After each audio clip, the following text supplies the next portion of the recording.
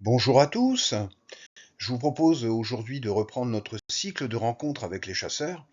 Et aujourd'hui, c'est avec une chasseuse que nous allons faire connaissance, Manuela.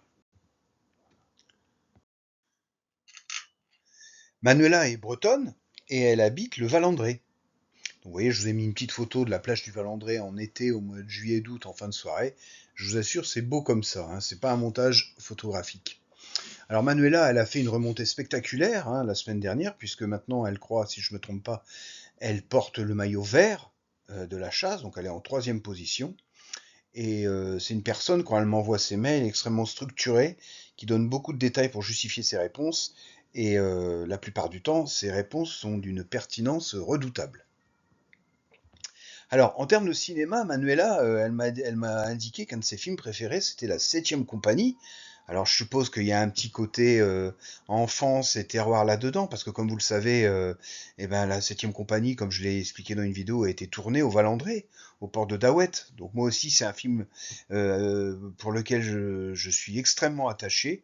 Et à chaque fois qu'il repasse tous les étés à la télévision à 20h30, je le regarde, je peux pas résister, tellement je trouve que c'est un humour qui colle à notre pays, à notre culture, à notre histoire, et je trouve ça de très très grande qualité. Il y avait là-dedans des acteurs vraiment très efficaces. Et moi, ma scène préférée de la Septième Compagnie, c'est la fameuse scène de baignade avec la fameuse réplique Qu'est-ce que vous nagez bien, chef? Et je trouve que Robert Lamoureux, quand il a écrit cette scène, il a parfaitement retranscrit toute la flagornerie qu'il peut y avoir dans le monde de travail, la flatterie. Et à chaque fois que je vois cette scène, je m'amuse beaucoup. Elle est également fan du film de Spielberg, Indiana Jones et la dernière croisade. Alors là, je la rejoins complètement. De toute la saga de ces épisodes, le numéro 3, c'est le plus réussi, moi je trouve, tout simplement parce que le scénario, il est extrêmement solide de la première minute à la dernière minute. Voilà. Je trouve que les suivants, les auteurs, ils ont moins travaillé les scénarios, c'est moins crédible et le 3, il est vraiment exceptionnel. Exceptionnel. Alors, Manuela, moi, il y a un autre film, si vous aimez le cinéma de Spielberg. Spielberg, c'est peut-être le plus grand metteur en scène actuel, hein. Il a touché à tous les styles, l'histoire, la science-fiction, l'aventure. En bref, il sait tout faire, cet homme, hein, Les Dents de la Mer, le cinéma d'horreur. Et moi, j'ai vu il y a quelques mois, je l'avais pas vu au cinéma, son film The Fabelmans, qui raconte son enfance de cinéaste, comment la passion du cinéma lui est venue. Manuela, si vous l'avez pas vu, ce film, regarde-le, parce qu'il est vraiment exceptionnel dans la narration en particulier. C'est vraiment très très très bien fait. Alors, les livres préférés de Manuela, c'est Millennium.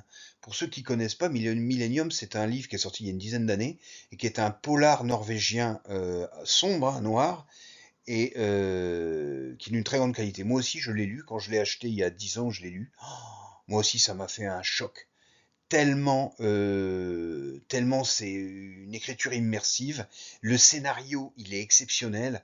Ça raconte l'histoire d'un journaliste qui, 15 ans plus tard, vient enquêter sur la disparition d'une femme. Et vraiment, il y a une remontée dans le temps pendant l'après-guerre.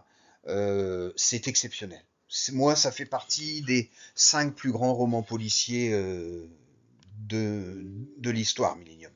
Alors, il y a eu d'autres livres Millennium qui sont sortis qui sont d'une beaucoup moins grande qualité que le premier tome. Ça, c'est le premier tome. C'est le premier tome. Alors, si Manuela, vous aimez les romans policiers, il faut lire un autre livre qui est dans ce top 5 des plus grands romans policiers de l'histoire. C'est Le Silence des agneaux. Je suppose que vous avez vu le film, mais le bouquin, qui est très réussi, le film, hein, qui a eu l'Oscar d'ailleurs, mais le bouquin, il est vraiment exceptionnel. Dans les dialogues notamment, vous allez voir la relation qui se crée entre cette stagiaire du FBI et Hannibal le cannibale, ce médecin fou. C'est absolument incroyable, la subtilité des dialogues, la richesse psychologique des rapports humains. Moi, c'est Le Silence des agneaux, je le relis tous les 3 ans, hein. C'est un bijou de roman policier, hein. Alors, elle a beaucoup aimé également le livre Da Vinci Code de Dan Brown. Alors c'est pareil, il est sorti il y a quoi, 25 ans, Da Vinci Code. Moi c'est pareil, quand je l'ai lu, il y a eu un phénomène littéraire en France qui était incroyable. Incroyable, tout le monde lisait ce livre-là. Moi, quand je l'ai lu, c'est pareil. Là, ce qui m'avait marqué dans ce livre, c'était ce qu'on appelle le page turner, c'est-à-dire que les chapitres étaient tellement bien mis en scène, tellement bien séquencés que on finissait le chapitre, on pouvait pas s'arrêter, on voulait connaître la fin de l'histoire. Je crois que c'est le livre qui m'a fait le plus cette impression de page turner. Moi, j'ai essayé de relire Da Vinci Code il y a 3 ans, et j'avoue que j'étais un peu déçu parce que je me suis rendu compte que la psychologie des personnages est pas assez fouillée, pas assez riche. Elle est pas aussi riche que dans Millennium ou dans Le Silence des Agneaux. Donc, quand j'ai voulu le relire, j'étais un petit peu déçu. Et essayez de le relire, Manuela, vous verrez, on en parlera. Ça a été quand même une déception, mais quand même un super souvenir de lecture il y a quelques années. Alors je vous conseille aussi un autre livre que je pense vous n'avez pas lu, qui est tout à fait exceptionnel, toujours dans le genre roman policier. C'est un livre qui s'appelle La vérité sur Ils étaient 10. La vérité sur Ils étaient 10, c'est un bouquin policier d'Agatha Christie qui a été publié en France dans les années 50 sous le titre 10 petits nègres. Et puis pour des raisons de racisme, le titre en France a été changé par Ils étaient 10. Et ça raconte l'histoire d'un crime sur une île. Bon. Et il y a un auteur français qui s'appelle Pierre Bayard qui a fait un petit chef-d'œuvre de 120 pages qui est sorti en poche. Ça s'appelle La vérité sur Ils étaient 10. Et qu'est-ce qu'il fait dans ce bouquin? Dès les premières pages, il dit au lecteur Agatha Christie s'est trompée. Elle a été manipulée par ces personnages. L'assassin qu'elle a désigné dans son livre n'est pas le vrai assassin. Je vais faire une contre-enquête et à la fin du livre, je vous révélerai qui est le véritable assassin. Donc c'est à la fois une contre-enquête incroyable et une réflexion sur le roman policier. Donc c'est un livre qu'il faut absolument lire. Vous allez voir, ça va vous donner quand vous l'aurez terminé, vous aurez envie de relire Ils étaient 10 et vous aurez envie de relire plein de romans parce que vous aurez une autre vision, une vision plus aiguisée sur comment un auteur écrit un roman policier et donc aussi sur comment un auteur de chasse au trésor, il écrit ses chasses au trésor. Donc voilà, Manuela, deux petits conseils de lecture, moi que j'ai adoré. Alors, pour Manuela, la plus belle œuvre d'art du monde, donc ça, je suis très touché, c'est le tableau souvenir de la chasse au trésor, qui a été peint par Alice Roy, la peintre du Val-André. Donc Alice m'a dit qu'elle était allée voir le tableau à l'office de tourisme. Et c'est vrai que moi, quand Alice me l'a montré il y a un mois et demi, et ben effectivement, moi j'ai été aussi saisi par la lumière qu'il y a dans ce tableau. Il est absolument magnifique. Le bateau est très ressemblant. Là, vous voyez le port de Dahouët, l'entrée. Il est très beau, donc allez le voir, vous allez voir cette lumière qu'il y a dans le tableau. Il est superbe. Donc je me ferai le Manuela, je ferai le compliment à Alice quand je la verrai ou je l'appellerai. Et puis si vous voulez aller dire bonjour à Alice au Val-André dans son atelier, passez-lui un petit coup de fil, hein, vous trouverez son numéro sur internet.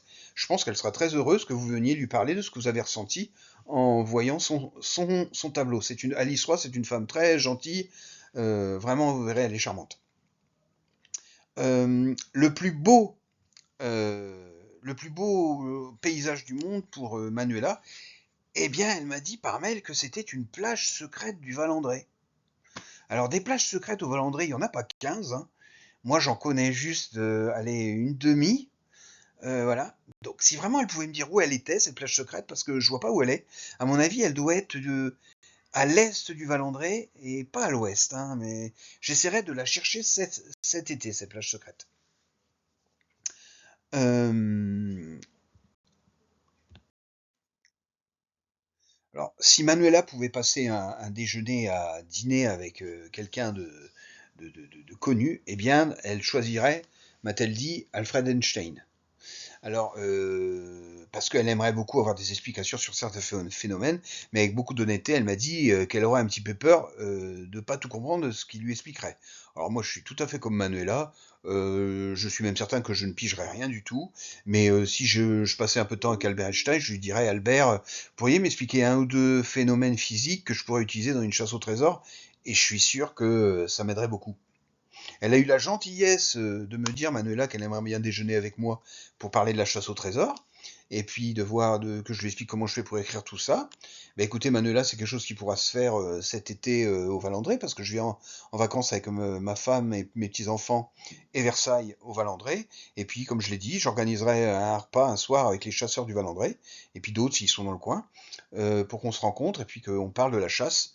Euh, le retour de la Marie-Jeanne. Alors bien sûr, hein, c'est pas à ce moment-là faudra que je me surveille, hein, pour pas faire de gaffe et pas vous donner d'indices si la chasse est encore active au mois d'août. L'énigme que... Ah oui, un point important, c'est la première chasse au trésor que fait Manuela.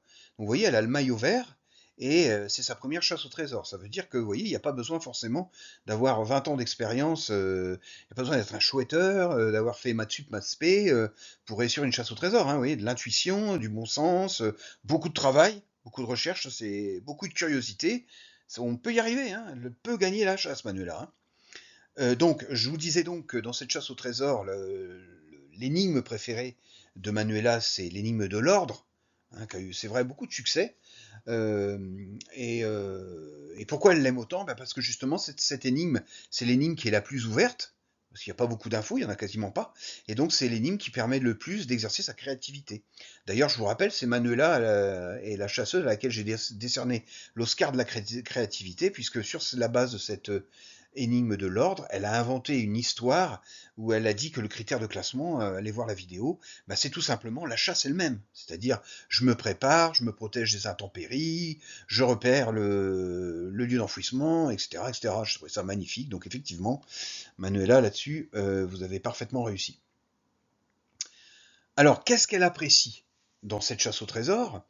Eh ben, c'est de découvrir des lieux près de chez elle. Alors là, j'en ai déjà parlé, mais moi je la rejoins complètement. Moi, j'ai la chance d'habiter dans un des plus beaux départements de la région parisienne, les Yvelines, et c'est moins connu que Paris, évidemment, mais je peux vous assurer que le patrimoine et même s'il n'y a pas la mer, même s'il n'y a pas les beaux paysages de Bretagne dans les Yvelines, le patrimoine de tout, hein, architectural, même dans les villes, ou même certains paysages des bords de Seine, il est absolument exceptionnel. Il y a autant de choses à voir dans les Yvelines qu'à Paris. Vous faites 1 kilomètre, vous voyez une statue, un autre kilomètre, vous voyez un ancien château. Enfin, moi aussi, quand je prépare une chasse au trésor dans les Yvelines, je vis cette sensation de découvrir des nouveaux lieux près de chez moi.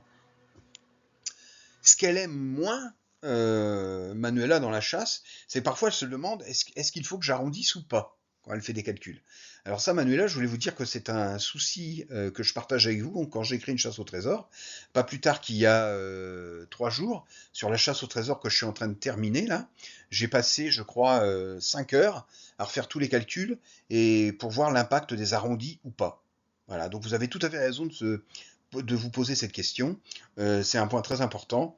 J'en ai déjà parlé dans un audit. Et puis, ce qui lui plaît pas, c'est elle me dit, rendez-moi mon sommeil. Bah oui, quand on participe à une chasse au trésor et qu'on s'investit dedans et qu'on travaille, forcément, on perd le sommeil. Parce qu'avant de se coucher, on y pense, en se réveillant, on peut en rêver. Moi, c'est exactement pareil qu'il les écrit. Il y a quelques jours, j'ai eu l'idée dans la chasse que je termine là, de rajouter une énigme. J'ai commencé à 20 heures, je me suis couché à 4 heures du matin. C'est exactement comme vous. Sauf que moi, c'est dans la phase d'écriture. Et puis, le rêve d'énigme de Manuela, c'est-à-dire quelle est l'énigme qu'elle rêverait de voir un jour dans une chasse au trésor, c'est une énigme en boucle. Qu'est-ce que c'est qu'une énigme en boucle?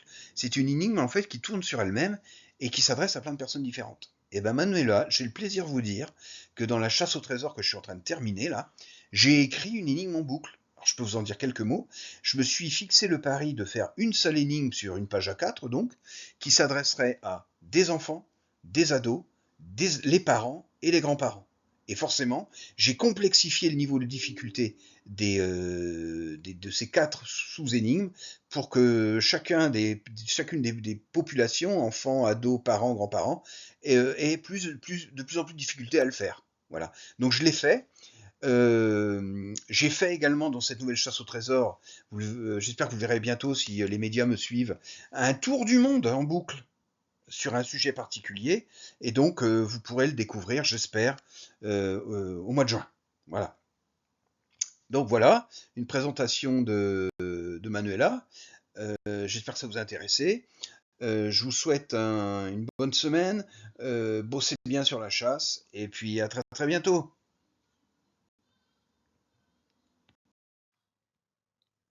Oui, oui, c'est encore moi. Vous savez qu'une des qualités pour réussir une chasse au trésor, c'est la curiosité. La curiosité par rapport aux thèmes qui sont abordés dans la chasse, par rapport aux calculs, mais c'est aussi de la curiosité par rapport aux autres chasseurs. Et donc pour récompenser les chasseurs qui sont allés au bout de cette vidéo, je vais vous donner un indice. L'indice, il porte sur l'énigme de l'ordre que vous avez sous les yeux. Il y a pas mal de chasseurs qui se sont dit, mais est-ce que le critère de classement des images, ça serait pas des liens familiaux? Par exemple, il y en a beaucoup qui m'ont dit, on voit dans ces images une tante, on voit un enfant, on voit aussi un homme porté peut-être par ses enfants, par une famille. Et donc il y a beaucoup de gens qui sont allés sur cette piste. Eh bien, je vais vous faire une confidence, les liens familiaux ne sont pas le critère de classement de l'ordre du retour de la Marie-Jeanne. Allez, à très bientôt.